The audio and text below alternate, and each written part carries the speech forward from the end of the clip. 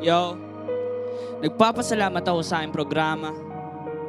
Kasi kung hindi nangyari yun, edi wala na. Nagpapasalamat ako sa musika. Kasi kung wala ang musika, wala ako. Kung wala ang musika, wala ako dito sa harap nyo. Okay? Nagsimula nung puro na lang problema, mag-isa na lang sa kwarto kausap ko aking nobya. Kaya napagdesisyonan na ng matalik kong pamilya na ipasok sa rehab at isabak sa programa. Kasi nung malaya pa ako, puro ako bisyo. Wala akong pake sa nakukuwang benepisyo. Sa dinami-dami na kuha ko na pribilehiyo, pinili ang mali kasama mga tropa ko. Buti na lang ay binagawa ko ng programa. Buti na lang ay minahal ko aking programa. Buti na lang ay tinulungan ako ni Papa. Buti na lang ay katabi ko aking pamilya. Kasi kung wala sila, paano na ako? Buhay pa ba ako pag nawala yung tatay ko? Wala rin ako dito pag wala yung tatay ko. Ine-enjoy ko lang yung buhay habang buhay pa ako.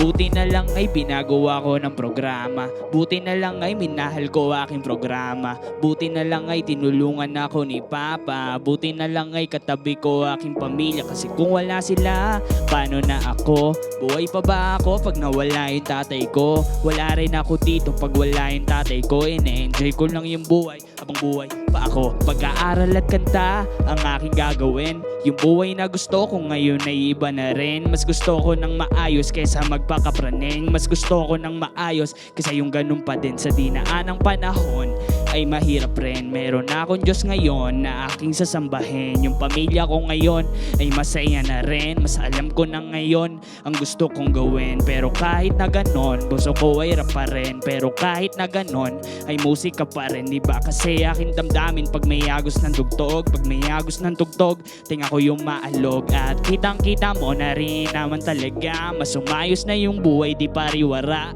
Kaya salamat talaga sa aking programa. Kung hindi nangyari yun, di wala na.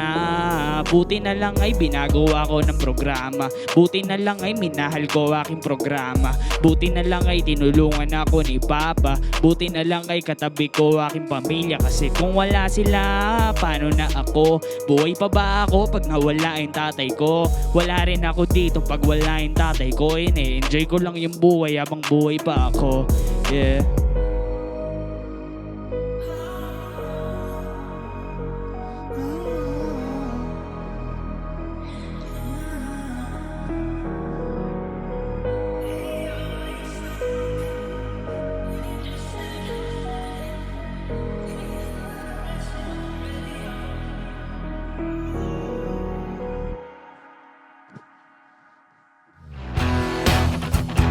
Hi guys, I'm Neo and you're watching Letters and Music.